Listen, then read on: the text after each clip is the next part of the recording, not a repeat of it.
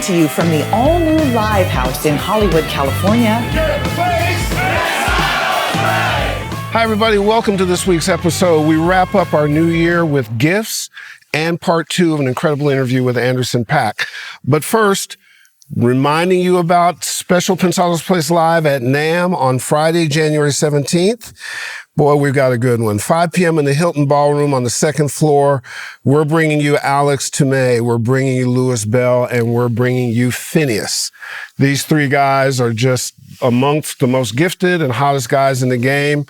We'll drill down on their work with Post Malone, Future, 21 Savage, Selena Gomez, Billie Eilish, and FINNEAS, the artist as well, too. Talented dude. There'll be a meetup hang afterwards where you can meet those guests. You can ask questions, take a flick, and it wouldn't be Pensados Place Live if you couldn't win awesome prizes from our friends at Sweetwater, Warm, and Auto-Tune. Going to be a bunch of stuff. We're going to be liberal with giving them out. And let's go one other step. We're going to save you some chips. That's right. You can attend NAMM for just $25. How do you do it? Click the link down below. And once you enter your information, enter the code Pensado, and boom, you are done. So get it popping. Folks are signing up at a furious pace. We want to see you there. We want you to attend the panel. Just as a reminder, it's Friday, January 17th, 5 p.m., Hilton Ballroom. Stars, information, hangout, fun, and prizes. Be there. And now a very cool platform, which we've known about for a while, you actually utilize yourself, and that would be Splice. Now, here's what Splice is. It's a digital music platform that evolves the way you create, the way you connect, and the way you collaborate with access to sounds and software. It's pretty incredible. It helps you keep in your flow and for you to be able to make the best production by utilizing the best production tools in an affordable way, lowering the barriers to entry. They have a couple designations that are pretty incredible. For instance, Splice Sounds. Dave, what about Splice Sounds? Well, it's the destination for millions and millions of royalty-free sounds, including loops, samples, presets, effects. And you can choose any monthly plan you want starting at $7.99. That's the one that I have, and I really like it. Also, there's a mobile app which allows you to travel with your laptop or your iPhone, your iPad, and you can view and browse and just cruise the catalog and save things in the app. And then when you get back home with your desktop or your laptop, you can integrate them the way we work today. Dead on. So on top of Splice Sounds, Splice as an artist-friendly company has partnered with tons of pros, tons of hobbyists, all kinds of genres, top 40 guys, Grammy Award winners, lots of friends of ours. Absolutely. For instance, Oak Felder. He used Splice for Demi Lovato's Sorry Not Sorry. Boy Wonder, another friend of ours. He used Splice to create Drake's Mob Ties. Our buddies who did Despacito, Andres Torres and Mauricio Rengifo. I love saying that. They used Splice on Sebastian Yatra's Un Año. So it's a company, and you know, we met the owners way back at NAMM, and they talked to us, and you could see how artist-friendly they were, how passionate they were about the space, and they have built a really incredible business. They've got involved with folks that we know. If that's not enough, they have a rent-to-own program. So you as a creator, you can pay off the software that you want to use over time in small monthly installments that you can afford with no interest whatsoever. Then you own that license forever. So Splice's RTO program, rent to own, start making music instantly and affordably. They've got over 20 world-class professional plugins like Serum, Arturia's 5 collection, and Isotopes Ozone. And they're not just limited to plugins either. Splice offers a variety of music creation software, including the DAW Studio One by PreSonus. Really incredible platform used by lots of folks. And they're making a holiday present available for our audience. So here's how it works. Give Splice a chance by just clicking the link below, enter the code Pensado100, and that's good for 1 month free access to Splice Sounds 100, which is 100 credits per month. Here's your chance to use what the best use. Hurry up and don't miss it. So to get these gifts and keep up with all the information, sign up for our newsletter, hit like, subscribe, and click notify. And of course, we thank you for that. And now, without further ado, here's part 2 of our great hang with this incredible rising soul and hip hop visionary. Enjoy Anderson .Paak. my mom was probably my biggest influence because she was the music snob at the house. And I ain't listening to nothing past Freddie Jackson or this era. Tony. That was it. Right, she didn't go past there. She loved Snoop. She loved Dre. There was always rare instances where like, there was some music that, who's that? Okay, I like the vibe of that. But other than that, we came up with Frankie Beverly, Stevie Wonder was like probably my biggest influence.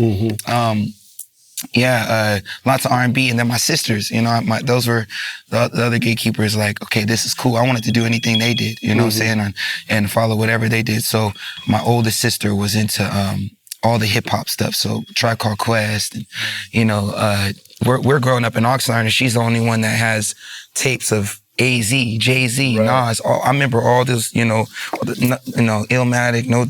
Reasonable Doubt, all these tapes, I'm just like, what's this? This is dope, okay, if you say so. And that's all I listened to.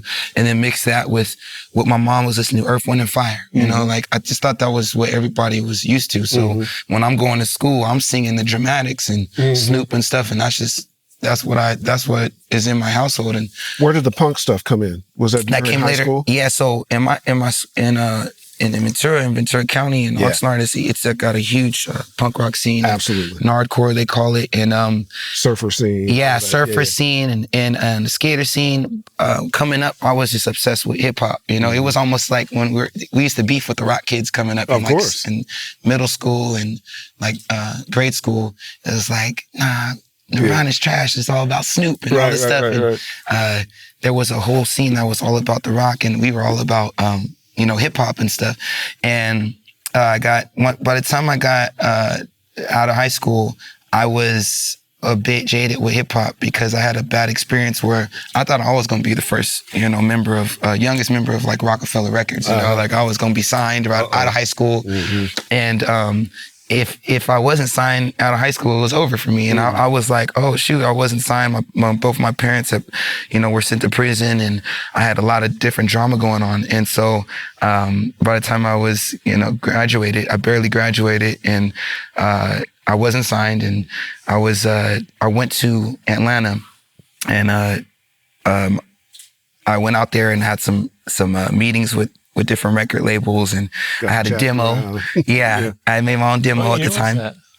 This is 2004. And so we were going out and meeting with all these people, and I was sitting down, and they were like, you got anything more like this? And at the time it was like Lil Jon, Kanye.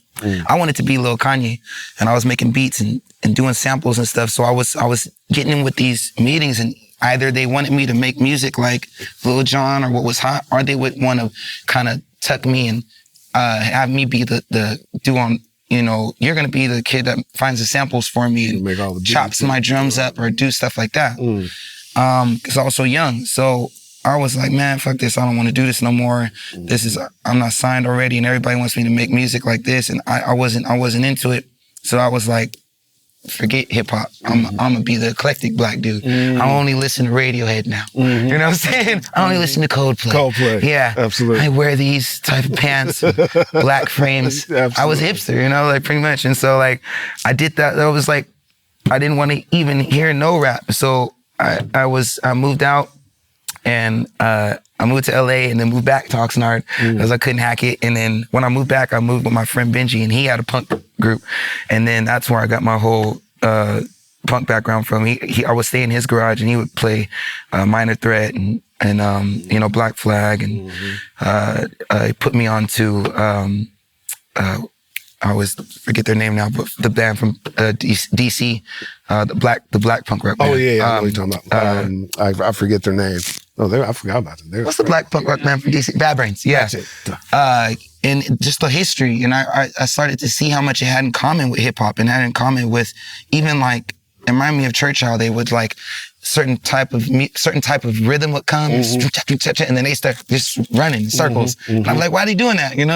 How do they know? When to do it? And very church-like. and all the they would be throwing blows and stuff, and nobody would get hurt. Or they just had this camaraderie. And then also too, when it got popular, it was trash. Like, it's over. Once it got popular, it was over. So that was like the whole thing. And I realized like, oh, that was kind of how hip hop too started. It was this nobody listened to it. It was like this it was a super anti. Yeah. And then the minute it got super big, it was like, okay, it's over. And so, I was recording his band. I had sold all my stuff, but I had this little digital mixer, his Roland digital mixer. So I was just recording him in his band and with this mixer and in his garage, and they would come in and I would go to punk rock shows, and that's how I got into that music. Yeah. And the magic of it has been incredible. Yeah, it was like, I guess it would, seep into, the music, later when I finally, because I fell out of love with, doing music. I got a job and everything, and I thought I was just going to be, I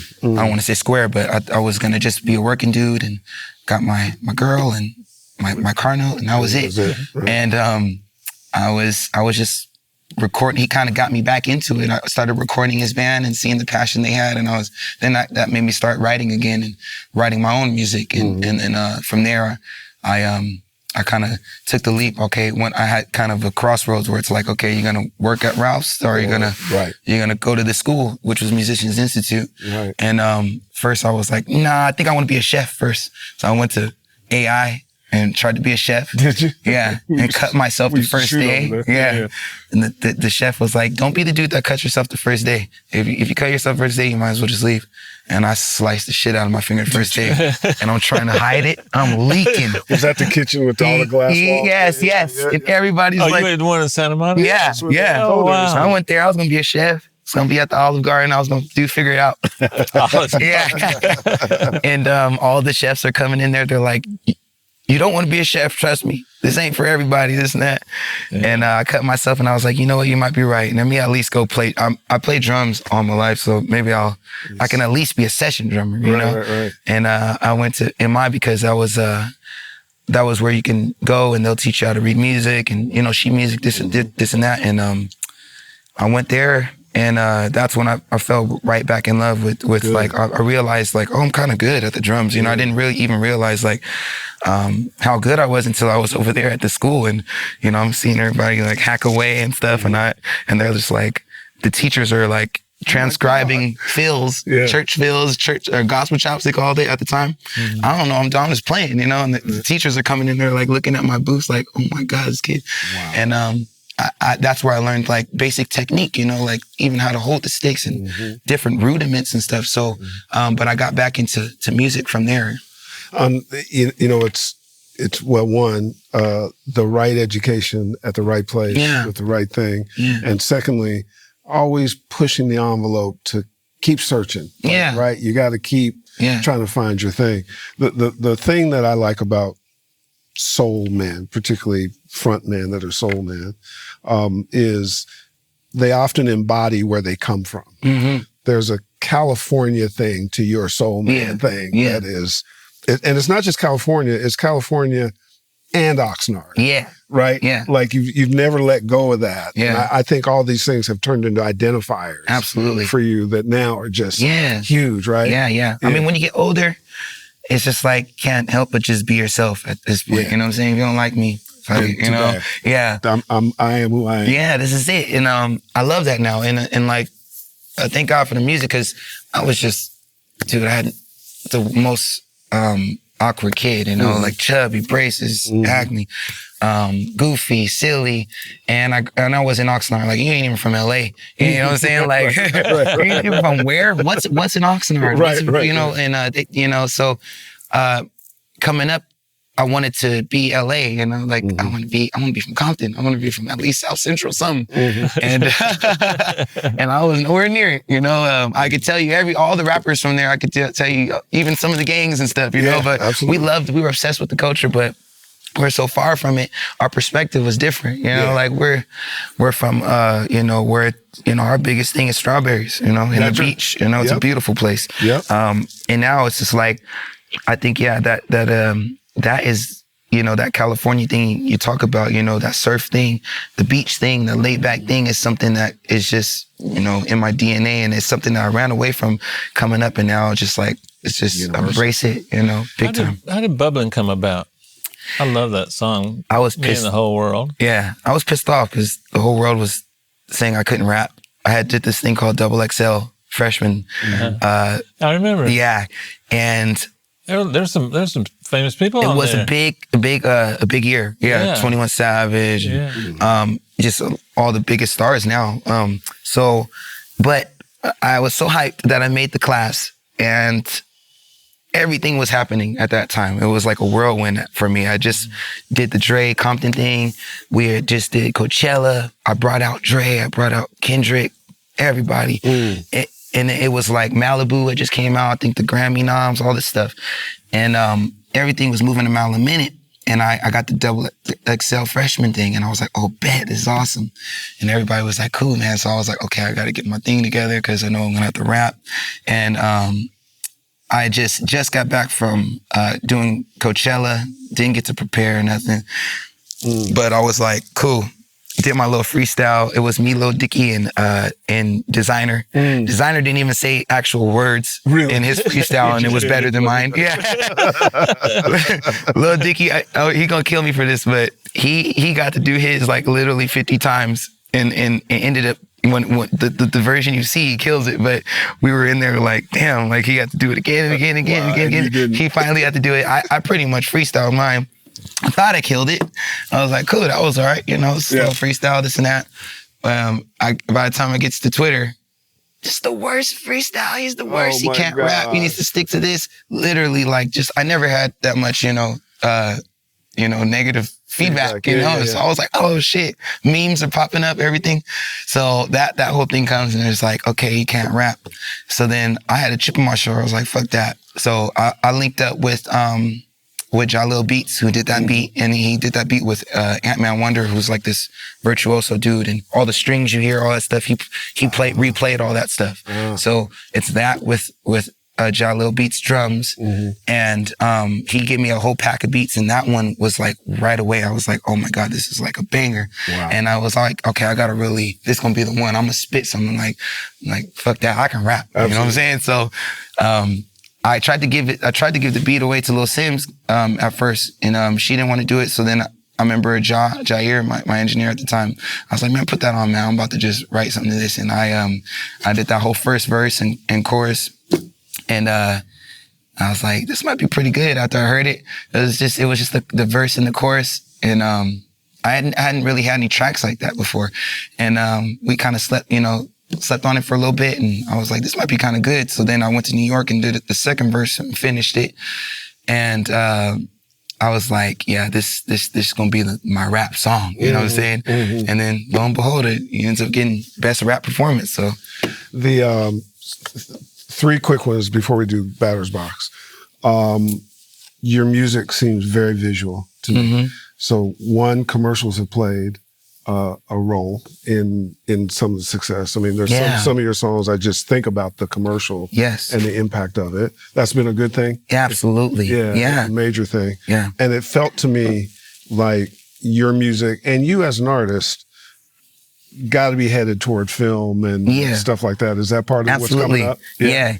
I mean, we tried to, there's more than one way to skin a cat, and thank God for the movie and licensing commercials and stuff. They just, these people that run the music departments are a lot of times just huge fans of the music, and they look for stuff that's not super popping and stuff that maybe people don't know, but a lot of times they're just huge fans. Maybe they've been to the show and they're like, no, we want to put, this Anderson track over here. And it's cool because we weren't always getting radio play and stuff. So it was like I was like, oh, this is like the equivalent. It's just as good, It's sometimes not, bigger. Yeah, it's like cool. And it was getting everywhere. We couldn't, buy a record on radio, but we was getting Google and whatever. So I was like, cool. That last outfit you had on, the same outfit with your son.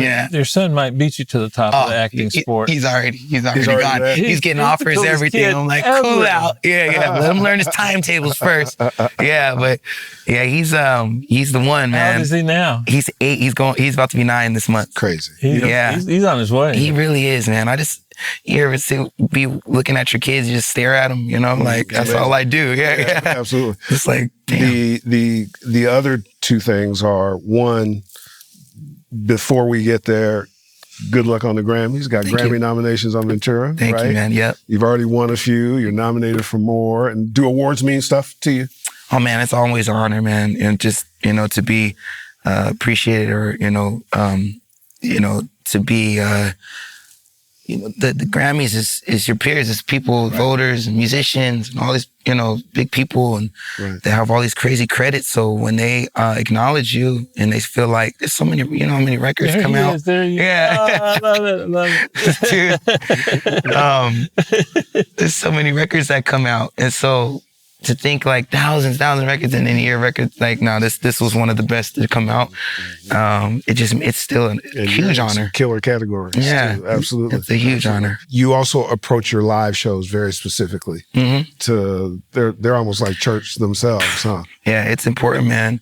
People might not pay for your music or download it, but they'll pay to see a good show. Yeah. You know what I'm saying? They'll change their life forever. If you, a lot of people don't put the energy, and it's tough, to do a show, and there's a lot of different things that you gotta think of and deal with. And I went through that. This last tour was our biggest tour. We sold out Madison Square, and the Forum, and all this was the biggest thing. And I wanted to do production. I wanted to be the one. I don't give a damn about the money. I just want them to say that was the best show I've ever seen in my life. And it's just very important to us, my band and me, to give a world-class show.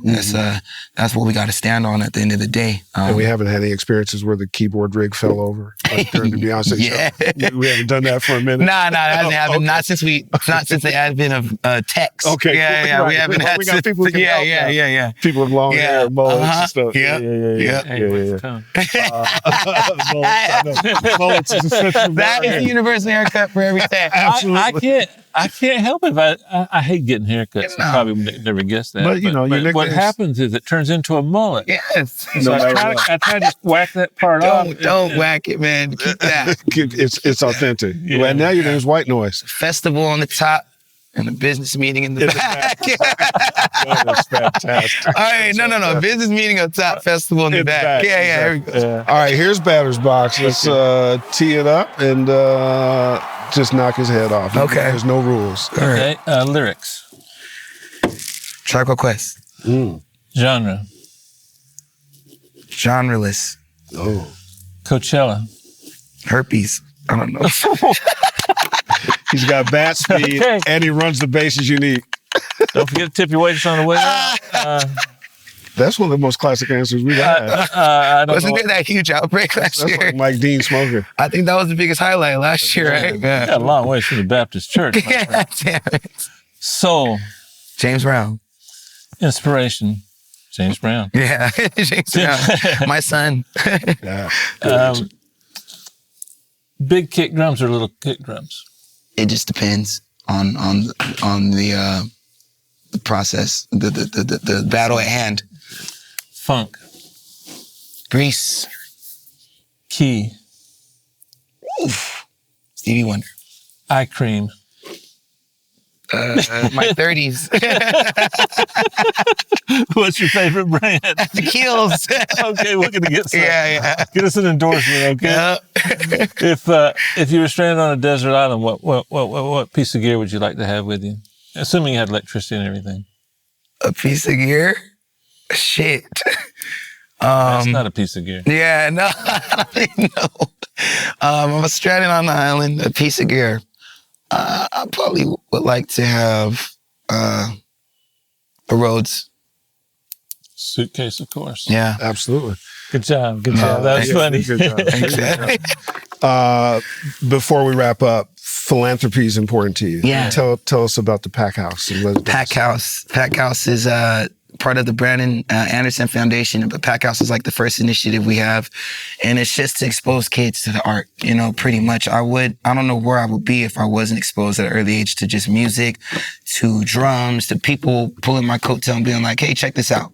Check this music out, check this band out. And I want to be able to provide that for the underprivileged. A lot of people that get overlooked, families, old and young. I feel like they deserve just the opportunity to see it, get them in a place where they can see live music. They can see what a drum set is, what a bass guitar is, and how to jam, you know what I'm saying? What different things to eat other than fast food, different ways to use your money, save. And my dream is to eventually have something like the Boys and Girls Club where we actually have a pack house where kids can come and be themselves and do their thing. But right now we've been having a yearly free pretty much party event at MacArthur Park for underprivileged families and for anyone who would like to come in and donate their time and money and food, whatever. We have free haircuts, get people getting their nails done, backpacks, and also my friends come through and give their time. So we've had Raphael Sadiq and Janae Aiko and my band, the Free Nationals. We've had Masego, Sir, just people that are in my phone that are good, just amazing artists. And would you like to, for free, nobody's getting paid, would you like to come and do a couple songs for the kids, for the families that can't go to Coachella, they can't, do these, they've never been to a concert. Some of these families that they've never seen live music. So we go and we shut down MacArthur Park, and we're doing our third one this year. Wow. And we got a sick lineup on the way. Last thing, one, if there are ways that we can contribute to Pack House, with lots of relationships with folks that I think would love to be involved, we'd love to. Two, as we talked about off camera, a couple places I'd turn on your team that would love to be involved and maybe host Pack House other places. Because we've always been about giving back to some of our live events. We put he can tell you, I put the same focus on even our panels being something live. And I drive him crazy with that. But we've given away 15, 20 scholarships, $20,000 worth of gear, 5 recording studios, this, that, and the other stuff to underprivileged folks. Absolutely. I mean, we're lucky. You got to pay it forward. Right? Absolutely. Yeah. Last part is, thank you for gracing us. Thank you. It's an honor, guys. Thank no. you guys. We're honored. We share some mutual friends, Damian Smith. Yeah. And there's a lot of history there, and you're in great hands with you and your team. But your courage and the artistry and not making any concessions, and you be all the Anderson Paak or Anderson Paak. Yeah. You need to be for sure. Right. All Thanks, right, man. Zach. Appreciate you, man. Dave, take us home. Appreciate you, man. You gonna go come help Dre with the mix on the next album, right? Absolutely. You can talk to his manager. Yeah, we'll talk about done.